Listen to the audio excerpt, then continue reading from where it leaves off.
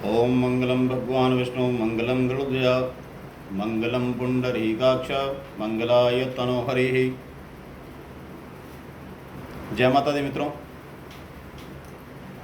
सुबह से कई परिवारों के 4-5 बार फ़ोन आया कि पंडित जी इस बार हमारे पास ब्राह्मणी अवेलेबल नहीं है माता महालक्ष्मी के व्रत की कथा सुनने के लिए। किसी का स्वास्थ्य ठीक नहीं है और कोई जो है दूसरी जगह प्रस्थान कर चुके हैं।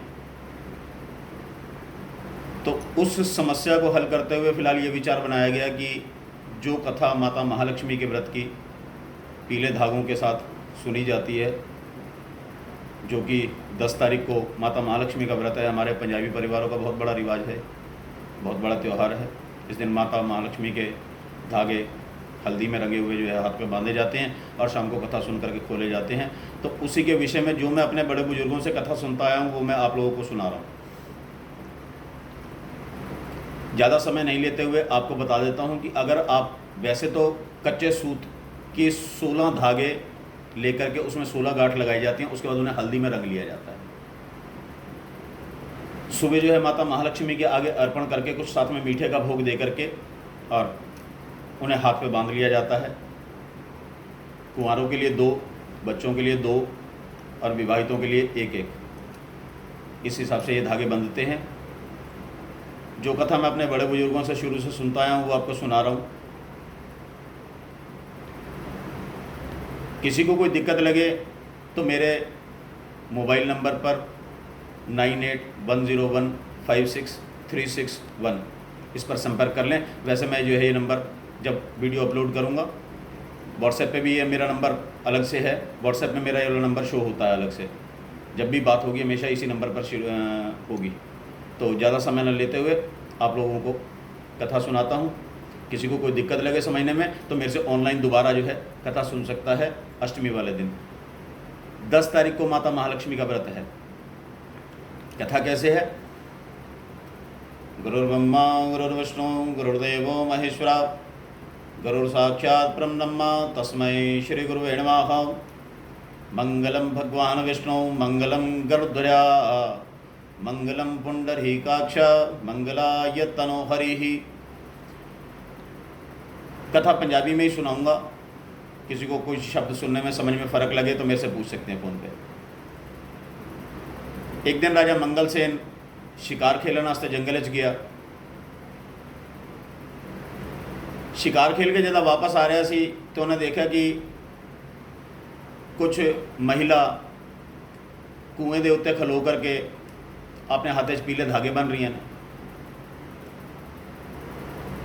राजे को बड़ा अचरज होया। उन्हें उन महिलावां के कोल जाकर के पूछे कि भी तुसी ये की करते पे हो, यह धागे किस चीज़ के बन रहे हो? उन्हें कहा राजा माता महालक्ष्मी का धागा हैगा। जिस दिन माता महालक्ष्मी का व्रत होता है, अज माता महालक्ष्मी का व्रत हैगा, असी उनकी पूजा करके धागे अपने हाथ बन्नांगे तो जो कुछ भी असी माता महालक्ष्मी को मंगांगे वो साड़ी मुराद पूरी करती है। असी हर साल धागे बंदे होने, असी होने धागे बनांगे तो शामी जो है पंडतानी जी को कथा सुन करके धागे खोल करके दे देंगे। पंडतानी जी अपने नाल घोड़ा लेकर के आंदी ने। इन्नी गल सुनने तो बाद राजा ने उन्होंने को निवेदन किया कि 2 धागे मैनू भी दे दिओ, एक मेरे वास्ते एक मेरी रानी वास्ते, मैं भी अपनी रानी को दे देंगा। राजा मंगल सेन ने 2 धागे ले जाकर के अपनी रानी को दे दिते। उन्हें कहा रानी माता महालक्ष्मी के धागे हैगे ने, कल माता महालक्ष्मी का व्रत हैगा। मैं जिसले जंगल तो आ रहे थे तो मैं देखा कि कुछ महिला कुएं के खोल खलो करके धागे रंग रही सी, कल की व्रत की तैयारी कर रही सी। तो यह साढ़े को तैयार धागे हैगे ने, तू भी सवेरे अपना धागा बांध लेना, एक मैं बांध लगा एक तुसी बांध लेना। इनके को जो कुछ भी मंगेगी वो मनोकामना पूरी होंगी। रानी ने धागा लिया, चुप करके बाहर च सुटिया कूड़े च। उन्हें कहा मेरे को तो सारा अन्न धन राजमहल सब कुछ है, मैनू किस चीज़ की लोड़ है, मैं की करना। उन्हें धागे की बेकदरी करते हुए धागा कूड़े च सुटिया। हुण धागे की बेकदरी हुई, माता महालक्ष्मी का धागा सीगा। अगले दिन ਕੰਮ ਕਰਨ ਵਾਲੀ ਕੰਮ ਕਰਨ आई है, झाड़ू बुहारी ਕਰਨ ਲੱਗੀ है। उन्हें वेख्या तो माता महालक्ष्मी के धागे हैगे ने। उन्हें फटाफट धागे चुक के मत्थे नाल लगाए, घर जा करके पूजा की तो उनका इन्ना काम वध गया कि उन्होंने उम्मीद ही नहीं सी। उनका काम बहुत ज़्यादा वध गया, बहुत ज़्यादा काम मिलन लग गया। ਇਹਦੇ राणी ਨੂੰ धागे सुट्टन की अवज्ञा लगी, क्योंकि उन्हें राणी ने धागे कूड़े सुट दिते सीगे। राजा ने उस धागे की अवज्ञा के चक्कर राणी को देश निकाला दे दिता। राणी चलती हुई जंगल चली गई। जंगल एक साधु की कुटिया हैगी सीगी। राणी चुपचाप साधु की कुटिया जा करके बह गई, अंदरों कुंडी लगा करके। शामी साधु भिक्षा लेकर के आया। उन्हें अपनी कुटिया का दरवाजा अंदरों बंद वेख्या तो उन्हें दरवाजा खटखटाया। उन्हें कहा अंदर भाई कोई जिन, कोई भूत, कोई प्रेत, कोई बेताल, जो भी अंदर है, कौन है अंदर, मैनू आवाज़ दियो। राणी ने दरवाज़ा खोलिया। उन्हें कहा मैं हैगी राजा मंगल सेन की राणी, राजे ने मैनू देश निकाला दे दिता। हम जदा राजा मेरी सोध लेगा तो वेखांगे। उन्हें कहा कोई गल नहीं, अज तो तू मेरी धर्म की धी हैगी है। साधु ने उसे अपनी धर्म की पुत्री बना लिया। उन्होंने कहा आज तो तू मेरी धर्म की धी हैगी है, मैं रोज़ जो भिक्षा मांग के लियावगा, दोनों का गुजारा आराम नाल हो जाएगा। दोनों ऐसे प्रकार जीवन निर्वाह करते रहे। थोड़े दिन बाद साधु ने कहा भाई रानी, मैं तेनों धर्म की धी बनाया, लेकिन जिस दिन की तू आई है, पहले मेरे को भिक्षा का इन्ना अनाज मिल जाता सीगा कि मैनू होरां नूं वंडना पैंदा सीगा, लेकिन हुण हालत यह हैगी है कि मैं ते तेरे वास्ते दोनों वास्ते पूरा नहीं पैंदा। मैनू कारण नहीं समझ आया।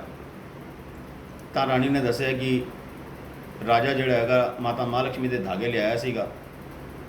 मैं अगले दिन पूजा करके बन्ने सीगे, मैं उन्होंने पूजा करनी सी, लेकिन मैं उन्होंने अवज्ञा की है, मैं कूड़े सुट दिते। उनका मैनू श्राप लगे तो राजे ने मैनू देश निकाला दे दिता। तो मैं जी हैगी जंगल चलती हुई तुहाडी कुटिया ते आई हाँ। अगर कभी भी तुहानू माता महालक्ष्मी के कोई धागे बनाते हुए मिले, किसी ब्राह्मण के घरों मिल जान, कोई भी धागे बना रहे हो उनके को धागे ले आना, मैं फिर उन्होंने पूजा करांगी। समय गुजरता गया। समय गुजरते गुजरते फिर माता महालक्ष्मी का व्रत आन लग्या तो साधु भिक्षा लैन गाँव में गया तो उन्हें वेख्या कि ब्राह्मण के घर के बाहर ब्राह्मणी पीले धागे रंग रही है। उन्हें एक धागा अपने वास्ते, एक धागा राणी वास्ते ले लिया। शामी लिया करके उन्हें राणी को देते। उन्हें कहा माता महालक्ष्मी के धागे मिले ने, कल अपनी पूजा करके एक तुसी बन लेना, एक मैं बन लाँगा। राणी ने अगले दिन पूजा करके माता महालक्ष्मी के धागे बने। उनकी अवज्ञा हटी, उनका श्राप हटिया। उदू राजा जिहड़ा हैगा शिकार खेलने वास्ते जंगल च निकलिया है। तो जंगल शिकार खेलते खेलते उन्हें एक तितर का शिकार किया। तितर का शिकार करने तो बाद उन्हें मंत्री को दिता कि इनू कितों भुन के लिया। मंत्री उस तितर को लै करके ढूंढता है, साधु की कुटिया के कोल पहुँच गया। बाहर साधु का धूना चल रहा सी। मंत्री ने तितर धूने के उत्ते च रखिया। उन्हें वेख्या कि कोई अंदर साफ सफाई करता पाया है। मंत्री ने थोड़ा बाहर झाँक के वेख्या, उन्हें कहता साड़ी राणी हैगी। वो राणी को वेखन लग गया। इन्नी देर तितर सड़ गया। हुण तितर सड़ गया तो मंत्री बड़ा घबराया। राणी बाहर आई। उन्हें कहा घबराना, मैं तेनों तितर साबित कर देनी हाँ, लेकिन राजे को दसी ना। राणी ने वो तितर चुकिया, कच्चे दूध पाया तो मंत्री ने तितर साबित कर दिता। मंत्री चुपचाप तितर लैकर के गया, बुनिया राजे ने दिता। राजा जिसले तितर खान लग्या, उन्होंने कहा मंत्री सच्ची दसी यह तितर कितों बुन के लिया है, क्योंकि यह तितर मेरी राणी के अलावा कोई नहीं बुन सकता। जिसले राजा ने थोड़ा डराया तो मंत्री ने दसिया कि मैं जंगल च अगे गया सी तो एक साधु का धूना चल रहा सी। उत्थे साड़ी राणी भी बैठी सी। मैं राणी को वेख्या तो मैं उन्होंने वेखता रह गया। इन्नी देर तितर सड़ गया तो राणी ने कहा घबराना, मैं तेनों तितर साबित कर देनी हाँ। राणी ने तितर साबित करके दिता। राजा ने अपने मंत्रिमंडल को इशारा किया, फटाफट अपना साधु की कुटिया की तरफ चल पे। राणी ने वेख करके राजा हाथ जोड़ के खलो गया। उन्होंने कहा राणी गलती हो गई मेरे को, मेरे नाल चल। उन्होंने कहा राजे मैं किसी के धर्म की धी बनी हुई हाँ, जिस साधु की कुटिया 'ਚ मैं रहनी हूँ मेरा धर्म का प्यो हैगा, जद तक वो नहीं आएगा तां तक तो मैं छड्ड के नहीं जा सकती। राजे ने शाम तक इंतजार किया। शामी साधु भिक्षा लेकर के आया तो राजे ने निवेदन किया कि मैं राजा मंगल सेन हैगा। साधे इहदे कोलों राणी कोलों माता महालक्ष्मी के धागे की अवग्या हुई सी तो मैं इहनूं देश निकाला दे दिता सी, हुण मैं इहनूं ले जाण आया। साधु ने कहा राजे कोई जानवर भी रखदा तो उनकी कोई सार संभाल होंदी है, उनकी भी कोई खोज खबर लैंदा है। फिर यह तो मेरी धर्म की धी हैगी तो तैनूं साल हो गया इहनूं छड्डिया होया, हुण मैं इहदी इत्थों सिर्फ डोली विदा करांगा। तुसीं अपने नगर जाओ, बरात लैकर के आओ, मैं इहदी डोली विदा करांगा। राजा अपने नगर गया, बरात लैकर के आया। साधु ने अपनी धर्म की धी नूं राणी नूं विदा किया ते नाल एक दही की मटकी दी।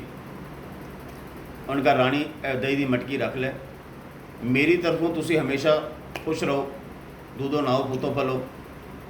रस्ते एक बार मटकी खोल के वेख लें, अगर एंदे दही तैनूं हिलदी हुई नज़र आए तो समझ लें कि मेरे प्यो के उत्ते कोई अवग्या हैगी, आकर के मेरी पता खबर लै जाए। कह के साधु ने दोनों आशीर्वाद दिता तो अपनी धी नूं विदा किया। थोड़ी अगे जाने तो बाद राणी ने मटकी तो ढक्कन हटा के वेख्या तो अंदर वेख्या सी कि बई दही हिलदी पई है, लाजमी है हिलेगी, मटकी हिलेगी तो दही हिलेगी। उन्हें फटाफट राजा नूं वापस मोड़न वास्ते कहा, उन्हें मेरे पिता तो कोई अवग्या हैगी है, तुरंत रथ नूं वापस मोड़ो। राणी वापस कुटिया के कोल आई तो देखा साधु अपना भजन संध्या कर रहा, मजे च बैठा। उन्होंने कहा कुड़िए तू किवें वापस आ गई है? उन्होंने कहा पिता जी तुसीं कहा सी कि अगर दही हिलेगी मटकी तो आकर के मेरी खबर लै जाई। उन्होंने कहा राणी मैं तो सिर्फ यह वेख रहा सी कि जिन्हों मैं अपनी धर्म की धी बनाया है उनके उत्ते मैं कितना भरोसा कर सकना, वो भी मेरी कोई सार संभाल रखती है कि नहीं। मेरी तरफों तुसीं निश्चिंत रहो, मेरा आशीर्वाद सदा तुहाडे नाल हैगा।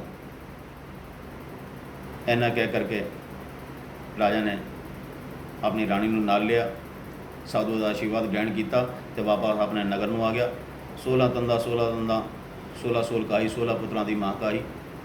16 तंदा 16 गंडा 16 सोल कहाई, 16 पुत्रां दी मां कहाई। 16 तंदा 16 गंडा 16 सोल कहाई, 16 पुत्रां दी मां कहाई।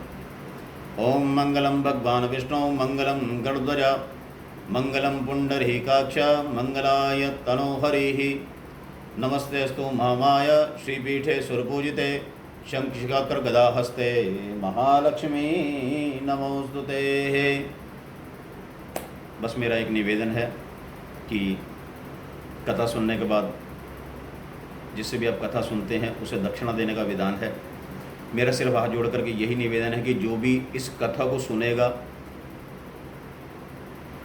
उसमें दक्षिणा स्वरूप आप अनाथ आश्रम में या किसी गरीब बुजुर्ग को जिस चीज़ की ज़रूरत महसूस हो उसे वो दिलवा दीजिएगा। मेरे पास दक्षिणा पहुंच जाएगी, मुझे इसमें बड़ी संतुष्टि मिलेगी। इतना कर दीजिएगा, किसी ज़रूरतमंद को कुछ दिलवा दीजिएगा और हो सके तो एक वृक्ष लगा दीजिएगा। किसी को कथा सुनने में कोई दिक्कत लगे, अगर मेरे से वाणी से कोई त्रुटि हुई हो तो मैं क्षमा प्रार्थी हूँ। ब्राह्मणी जब आती थी अपने घर में अपने साथ में घोड़ा लेकर के आती थी, लेकिन अगर घोड़ा नहीं भी है तो कोई बात नहीं है। आप लोग अपना जो है सुबह पीले धागे बांध करके शाम को मंदिर के सामने बैठ करके भी कथा सुनेंगे तो हाथ में थोड़ी सी चने की दाल या चने और थोड़ी सी दूब घास और गेहूं के दाने लेकर के उसके बाद वो जो है माता महालक्ष्मी के आगे अर्पण कर दीजिएगा और उन धागों को आगे या तो जल प्रवाह कर दें, क्योंकि उससे नदी खराब नहीं होगी। इसलिए मैंने प्रवाह का नियम दिया है कि उसे आप प्रवाह कर सकते हैं, कोई दिक्कत नहीं है, धागा गल जाएगा और जो चने वगैरह हैं वो मछलियाँ खा जाएंगी। मेरा दोबारा हाथ जोड़ करके निवेदन है कि कथा सुनने के बाद दक्षिणा स्वरूप किसी गरीब का भला कर दें, अनाथ आश्रम में, वृद्धाश्रम में उनकी ज़रूरत की कोई चीज़ भिजवा दें, वृक्ष लगाएं। जय माता दी, जय हिंद, जय भारत।